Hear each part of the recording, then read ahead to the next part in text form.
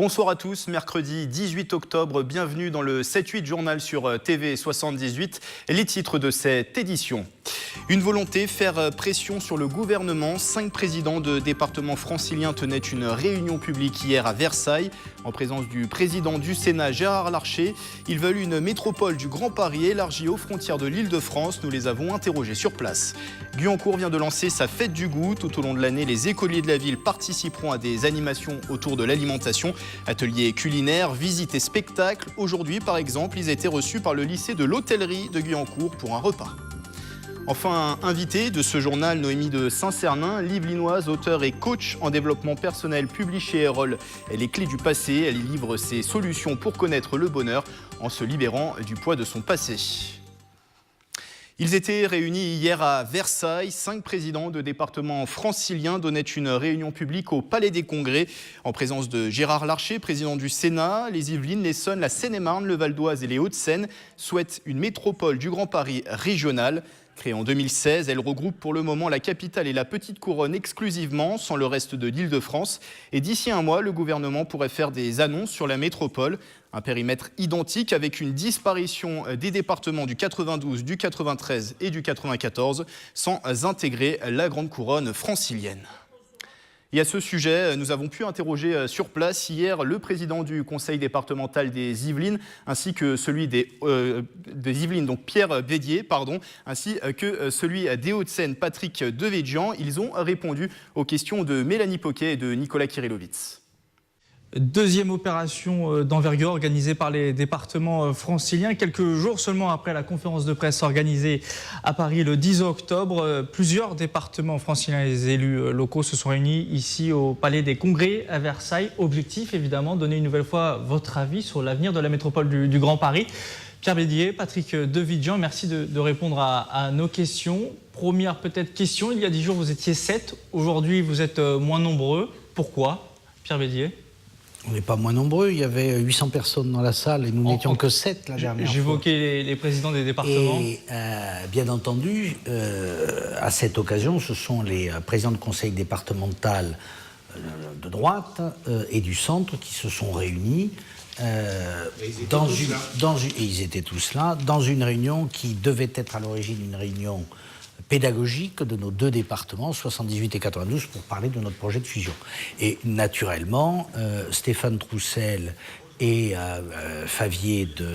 Christian Favier, je viens d'oublier son prénom, ne pouvaient pas aller jusqu'à participer à une réunion publique de cette nature. Mais sur le fond, nous sommes d'accord, comme ils vous l'ont dit la semaine dernière. Donc sur le fond, si on comprend bien, le message qui était porté une nouvelle fois ce soir, c'est que vous souhaitez une métropole du Grand Paris. Les départements de la région Île-de-France sont d'accord pour rejeter la frontière qui est établie par la loi aujourd'hui.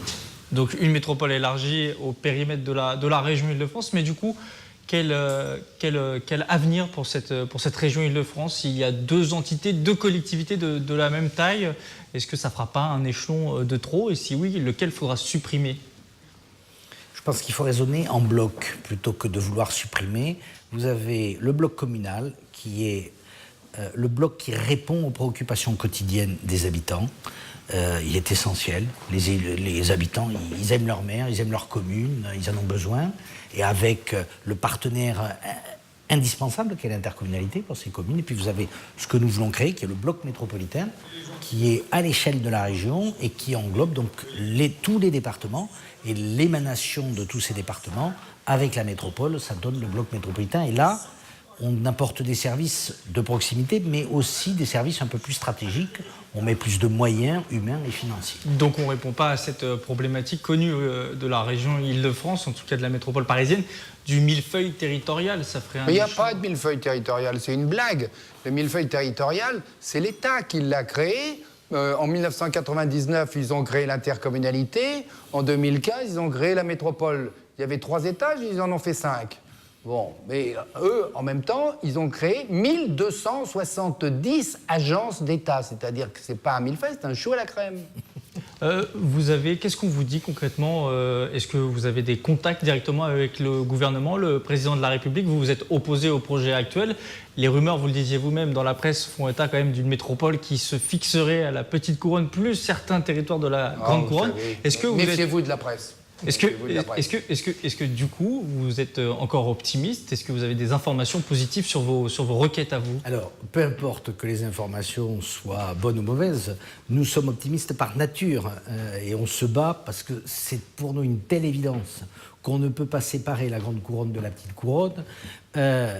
Pourquoi ne pas aussi installer, comme on le faisait entre l'Allemagne de l'Est et l'Allemagne de l'Ouest, des checkpoints, donc pour passer à Vélizy. Ah, mais ça, c'est la prochaine étape. À Vélizy, pour passer dans les Hauts-de-Seine, on aurait un checkpoint.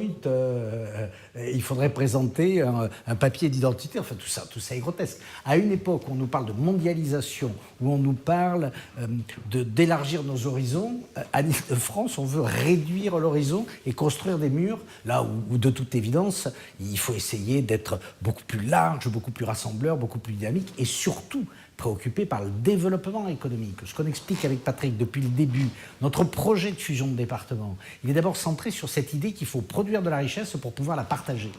Et que c'est la condition sine qua non. On finira, j'espère, par faire entendre ce bon sens. Si on ne l'entend pas, la France perdra encore quelques années et l'Île-de-France y perdra beaucoup. Et si ce message n'est pas entendu, du coup, quel avenir pour la fusion 78-92? Ça sera du coup un projet à oublier concrètement? Ce sera impossible de le réaliser? Non, Pierre Bédier et moi, nous sommes des gens tenaces. Et rassurez-vous, le combat continue. La vie politique, c'est ça. Parfois, on met très longtemps pour faire aboutir quelque chose d'important et d'intelligence. Mais finalement, l'intelligence, c'est un peu comme un bouchon de liège. Quand vous le tenez avec une main de fer au fond de l'eau, il ne remonte pas. Mais le jour où la main s'en trouve, hop, le bouchon remonte. Donc, ça arrivera. Une dernière question pour le département des Yvelines. Supposons que la métropole reste dans le schéma actuel. Est-ce que vous êtes inquiet pour l'avenir du département, concrètement?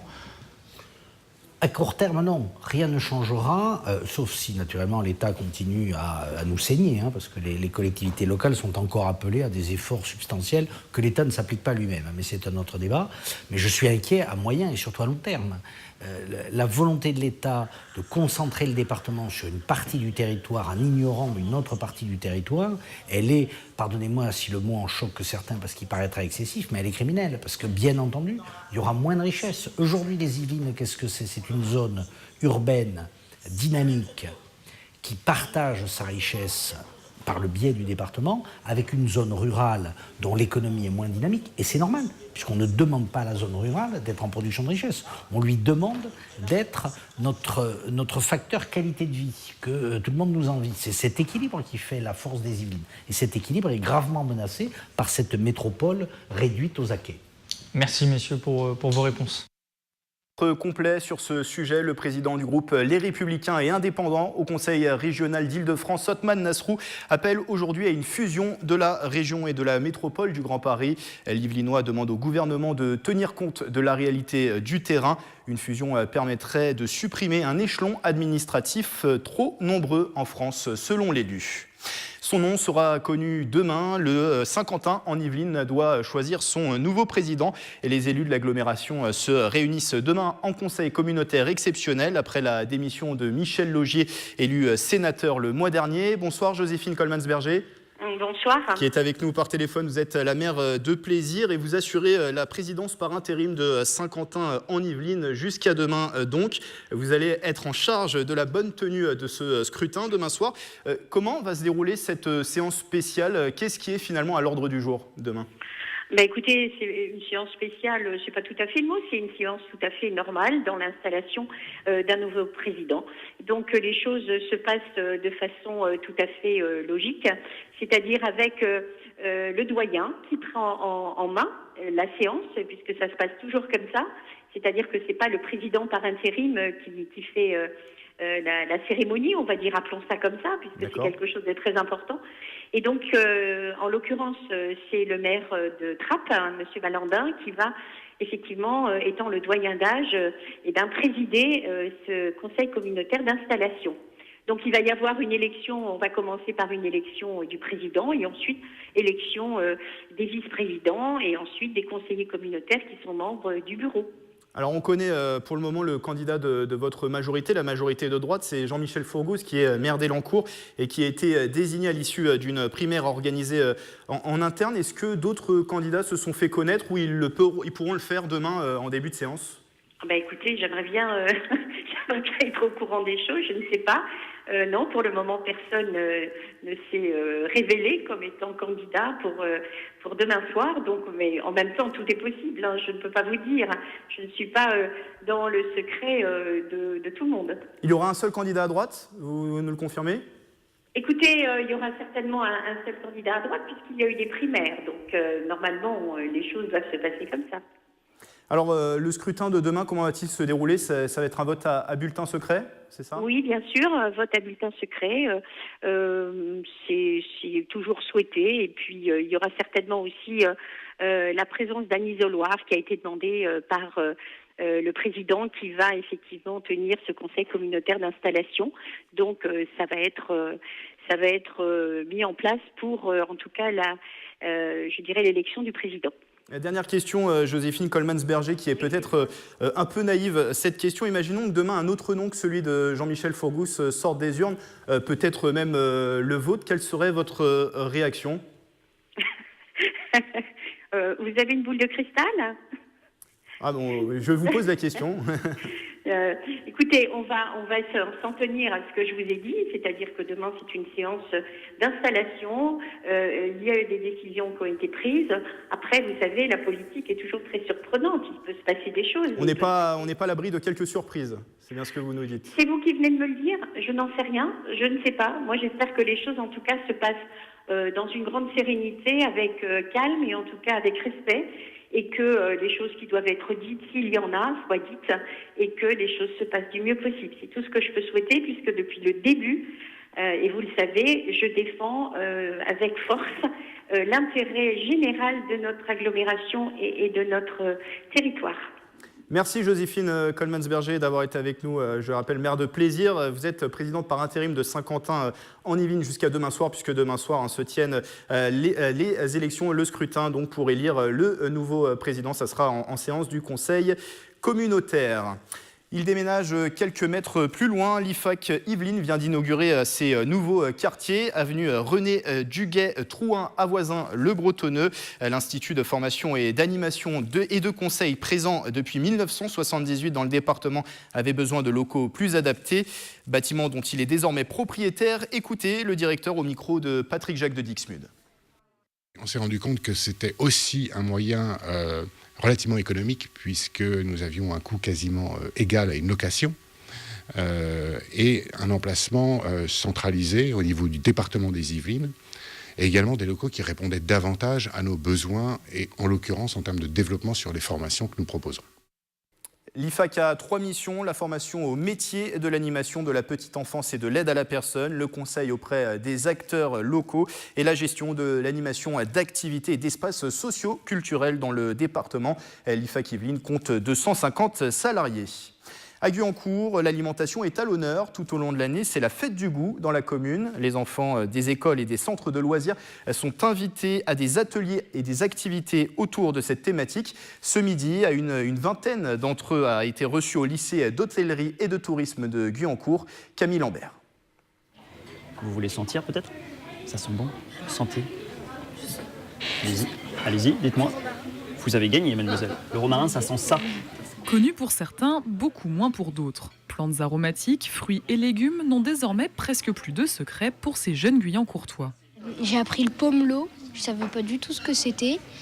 En fait, c'est un mélange d'orange, de pamplemousse. Ces exercices, ça permettait de comprendre le milieu des légumes. Ça participe à la découverte du goût, donc c'est compléter un peu l'éducation du goût des enfants. Ça participe à leur faire découvrir de nouveaux produits alimentaires, leur montrer les fruits de saison, leur expliquer ce que c'est qu'une hygiène alimentaire, bien se nourrir, pourquoi c'est important. Un atelier organisé par la ville au lycée d'hôtellerie et de tourisme. Les enfants de ces centres de loisirs ont même pu goûter la cuisine des élèves. Au menu, tomates macédoines et poulet gratin dauphinois. Surtout, ce que j'adore, c'est la nourriture. Je connaissais pas du tout, mais en fait c'est un très bon endroit. Ils font de la bonne nourriture et j'adore. Je pense que ce n'est pas anodin de les faire venir découvrir les produits dans un lycée hôtelier, de faire un repas dans un lycée hôtelier. Ils sont servis par des élèves qui sont tous très bien habillés, en tenue, ils voient des belles personnes. Peut-être que chez certains, ça pourrait déclencher des envies ou des futures vocations. La fête du goût se poursuit dans la commune jusqu'à la fin de l'année. Des ateliers culinaires seront prochainement organisés au Vélodrome national. Se délaisser du poids du passé pour repartir de l'avant et trouver son bonheur. Les clés du passé vous donnent la solution pour positiver. Bonsoir Noémie de Saint-Cernin. Bonsoir. Basée à Montfort-l'Amaury, auteur et coach en développement personnel, vous publiez chez Erol ce livre qui est donc Les clés du passé. C'est un ouvrage pour prouver que la joie est à portée de tous. Plus qu'un livre, Noémie de Saint-Cernin, c'est aussi une confession. Vous avez eu à subir le poids de votre passé, une enfance douloureuse. Vous avez été victime de maltraitance. Se mettre à la quête du bonheur, c'était vital pour vous? Ça a été un choix, comme souvent en fait. On pense qu'on n'a pas le choix, mais on a toujours le choix. Et à un moment, s'est posé cette question dans ma vie. Donc, en plus des maltraitances, j'ai aussi été SDF à un moment. À 19 ans, je me suis retrouvée sans rien. Et donc, il a fallu faire un choix. Le choix de la souffrance, le choix du désespoir, ou de regarder un petit peu, de tourner son regard vers la lumière et de se dire finalement, et si c'était possible? Et donc c'est le rêve d'une enfant, en fait, d'une jeune fille qui un jour a décidé que son passé conditionnerait pas son futur et qui a décidé de croire que peut-être il y avait d'autres possibles. Et donc ça ne s'est pas fait en claquant des doigts, bien évidemment. Il m'a fallu plusieurs années de recherche, d'observation, beaucoup, de lecture énormément. Et donc en autodidacte, j'ai étudié la psychologie, la philosophie et même la spiritualité. Mais surtout, au-delà des livres, j'ai vraiment observé et j'ai vraiment mis en pratique dans ma vie des choses pour essayer d'en sortir. Toute cette expérience, vous l'avez utilisée donc pour venir aussi en aide aux autres, un accompagnement que vous apportez maintenant depuis une quinzaine d'années à des couples, des parents, des adultes ou encore des enfants. Pourquoi ça a été important pour vous de transmettre cette expérience ? Alors, pendant longtemps, j'ai caché cette histoire. Il faut savoir qu'il y a jusqu'à quelques années, il y a 3 ans, je n'en avais parlé à personne. Voilà, j'avais changé, j'avais réussi à devenir cadre supérieur, DRH dans une entreprise. Voilà, j'avais réussi à lever tous les leviers de la réussite personnelle. Et donc, cette histoire était derrière moi. Et puis, un jour, je me suis sentie appelée dans cette voie de transmission et de contribution. Je rêve d'un monde meilleur. Il y a une cause qui me touche profondément, c'est celle des enfants et de la maltraitance. Et je suis convaincue que si tous les parents et si tous les humains connaissaient ces outils de développement, eh bien, le monde s'en porterait mieux. Une question simple, pourquoi c'est difficile quand on a subi des traumatismes dans son passé d'avancer aujourd'hui, de se projeter aussi vers l'avenir? Pourquoi c'est difficile? Parce qu'on reste collé avec ce passé, en fait. On a une mauvaise lecture et surtout, on est conditionné d'une certaine manière à agir d'une certaine façon. Mais c'est simplement parce qu'on ne sait pas qu'il y en a une autre. Et donc, on reste un petit peu accroché. Et ce que je voudrais dire, c'est qu'il n'est pas nécessaire d'avoir une enfance traumatique non plus pour être sous le joug du passé. On a tous eu des blessures émotionnelles dans notre enfance, que nos éducateurs aient été bienveillants ou pas. Ça peut venir de tellement de choses, la souffrance, des cris, des punitions, des manques de valorisation, de confiance, un parent absent, un divorce, voilà, tout ça va créer des blessures émotionnelles. Et donc, en fait, il n'est pas nécessaire d'avoir eu un traumatisme comme j'ai pu le connaître. Bien évidemment, il est plus difficile de s'en relever, mais ça n'est pas nécessaire. Et donc, en fait, on a tous ce passé, et comment on le voit? Avec des répétitions. On attire les mêmes personnes, on a des difficultés dans les mêmes domaines. Ça peut être un cercle vicieux, oui. Absolument, on tourne en boucle, simplement parce que ces blessures, il faut les guérir. Et donc le passé, quand il revient au présent, c'est simplement pour ouvrir une porte à la guérison. Et on est tous capables de s'auto-guérir surtout. Et sans trop dévoiler le contenu du livre, parce que le but, c'est aussi de donner à nos téléspectateurs l'envie de le lire. Quelles sont les méthodes, les petites solutions? C'est avancer, c'est possible, oui, quand on est bloqué par son passé, on peut avancer? Oui, bien sûr. Sinon, en fait, on possède un pouvoir qu'on ignore. Alors bien évidemment, ça ne se fait pas en claquant des doigts, mais on peut aborder les choses autrement. Et d'ailleurs, j'ai voulu dans ce livre déjà mettre une première partie où je raconte mon histoire pour montrer que si moi j'y suis arrivée, alors c'est que tout le monde peut véritablement le faire. Voilà. Et puis ensuite, de donner énormément d'exercices parce qu'un livre, moi j'en ai lu énormément, j'ai lu la bibliothèque, je sais que ce n'est pas suffisant. Il faut passer à l'action, il faut faire des choses dans sa vie. Et c'est pour ça que j'ai voulu que dans ce livre, il y ait énormément d'exercices à mettre et qui sont très faciles dans sa vie pour pouvoir commencer à faire un pas de côté par rapport à ce passé et à changer certaines choses et à voir sa vie changer. Je le rappelle, Noémie de Saint-Cernin, vous publiez chez Erol ce livre, Les clés du passé, qui donne donc ces clés pour se libérer du poids du passé. Merci d'avoir été avec nous, Noémie de Saint-Cernin. Je rappelle, vous êtes basée à Montfort-l'Amaury et vous êtes auteur et coach en développement personnel. Et pour plus d'informations sur votre actualité et aussi sur ce livre, pour retrouver très facilement un lien d'achat du livre, vous pouvez vous rendre sur le site internet www.noemiedesaintcernin.com. Un mot de golf à présent. Nous sommes à moins d'un an de la Ryder Cup au golf national de Saint-Quentin en Yvelines et les capitaines Thomas Bjorn pour l'Europe et Jim Furyk pour les États-Unis ont continué de faire la promotion de l'événement auprès du grand public. Après avoir rencontré lundi les enfants sur le parcours, ils ont participé hier à une conférence de presse retransmise dans le monde entier. Et parmi les journalistes présents, Mickaël Edmidoro. Opération séduction autour de la Ryder Cup 2018. Ce mardi 17 octobre, au lever du soleil, les deux capitaines de la compétition, Jim Furyk et Thomas Bjorn, ont tapé quelques balles du haut du premier étage de la Tour Eiffel devant les caméras. Quelques heures plus tard, dans un hôtel parisien, les golfeurs ont lancé officiellement les hostilités lors d'une conférence de presse. C'est le top départ du Ryder Cup 2018. C'est maintenant les capitaines se rendent compte que c'est du sérieux, qu'ils ont une équipe à former. Dans la salle, des dizaines de journalistes venus du monde entier, la conférence a notamment été retransmise en direct sur les grandes chaînes de télévision américaines et britanniques. C'est un événement énorme, c'est l'événement le plus important pour le golf à l'échelle mondiale sans aucune question possible. C'est un événement qui passionne les foules en Grande-Bretagne. C'est le 3e, 4e événement le plus important, le plus suivi au monde. Et là, on a l'impression que les Français sont en train de le découvrir. Et bien, tant mieux, il reste encore 11 mois pour que la France se l'approprie. Sur le plan sportif, pas de grandes annonces pendant ces 30 minutes de questions-réponses. L'Américain Jim Furyk a tout de même annoncé compter sur la superstar Tiger Woods si ce dernier avait le feu vert des médecins. Du côté des Européens, Thomas Bjorn a prévenu qu'aucun golfeur n'avait sa place assurée dans l'équipe, y compris les Français. Il ne faut pas, je pense qu'il a été clair, espérer ou attendre un choix, un wild card naturel pour un Français. Après Jean Van de Velde, Thomas Levé et Victor Dubuisson, un 4e Français sera-t-il sur les greens du golf national de Saint-Quentin en Yvelines du 28 au 30 septembre 2018 ? Réponse dans 11 mois. Mercredi, c'est bien sûr le jour des sorties au cinéma et parmi les nouveautés, le dernier film avec le trappiste Omar Sy, Knock, l'histoire d'un ex-filou devenu médecin. C'était présenté en avant-première la semaine dernière à l'UGC SkyWest en présence de la réalisatrice Lorraine Lévy et d'Omar Sy. Mélanie Poquet. C'est une confidence qu'on ne pensait pas entendre. Omar Sy est nerveux quand il présente un nouveau film à Saint-Quentin en Yvelines. Et pourtant, l'accueil est toujours chaleureux pour le natif de Trappes. Passage obligé, passage porte-bonheur de venir à SkyWest, c'est le cinéma où je venais quand je séchais les cours. Il y a mon lycée qui est juste devant, donc c'est une forme de pèlerinage, quoi. C'est lui.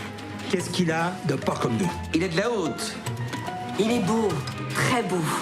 Tu m'avais pas dit? Pas dit quoi? Qu'il était... Qu'il était quoi? Grand. Cette fois, il est Knock, un médecin filou qui arrive dans la Creuse dans les années 50, une libre adaptation de la pièce du même nom écrite par Jules Romain en 1923. Un petit filou qui arrive dans ce petit village de Saint-Maurice avec un petit projet, un peu maléfique même, un peu très très vénal. Il vient clairement pour se faire de l'oseille. Mais heureusement, il va être sauvé. Il va être sauvé dans ce film. On parle aussi de la rédemption, de la deuxième chance, des choses qui peuvent se modifier dans le bon sens. dans les films précédents, en fait, j'adaptais le texte à mes personnages. Et là, j'ai dû adapter mon personnage au texte. J'ai fait le travail inverse et c'est la première fois que je faisais ça et c'était très intéressant. L'intérêt pour moi, c'était de prendre cette pièce et de l'emmener ailleurs. Et c'est vraiment une très libre adaptation. On retrouve tout ce qui fait la saveur, le sel de cette pièce, les répliques cultes qui font partie de notre mémoire collective et de notre patrimoine littéraire. Mais pour autant, adapter, c'est trahir, avec l'aval des éditions Gallimard et de l'ayant droit de Jules Romain. J'ai vraiment imaginé un passé, un présent, un avenir. J'ai appris son passé criminel, car un menteur reste un menteur. Il m'a fallu exercer 1001 petits métiers pour ne pas mourir de faim. Et alors ? Un film à la distribution prestigieuse, Sabine Azéma, Rufus ou encore Christian Eck. Knock sort en salle ce mercredi 18 octobre. La population de Saint-Maurice est bien portante. Les gens bien portants sont des malades qui s'ignorent, monsieur le maire. Le docteur Knock. Avant de refermer ce journal, un lancement à SkyWest après quelques mois de travaux. L'enseigne culturelle Le Furet du Nord a ouvert ses portes au public aujourd'hui. Cette arrivée est au cœur du projet de revitalisation du centre commercial de Montigny-le-Bretonneux, tourné vers les loisirs et la culture. Un magasin de 2000 mètres carrés qui emploie 45 personnes et une vraie opportunité pour le groupe de s'implanter à Saint-Quentin en Yvelines. Propos recueillis par Patrick Jacques de Dixmude et Mickaël Elmidoro. Saint-Quentin-en-Yvelines en général est une très belle zone de chalandise, beaucoup de monde, une belle université, beaucoup de bureaux également. Donc on sait qu'on aura beaucoup de gens qui viennent des bureaux et des commuteuses qui viennent entre midi et 2h. Donc un très beau chiffre le week-end avec un cinéma à côté qui draine beaucoup de gens. Donc vraiment beaucoup de conditions étaient rassemblées pour qu'on puisse faire un vrai beau magasin ici à Saint-Quentin. C'est la fin de ce 7-8 journal. Retrouvez les reportages et le replay sur notre site internet www.tv78.com et également sur notre application mobile TV78. Bonne soirée à tous.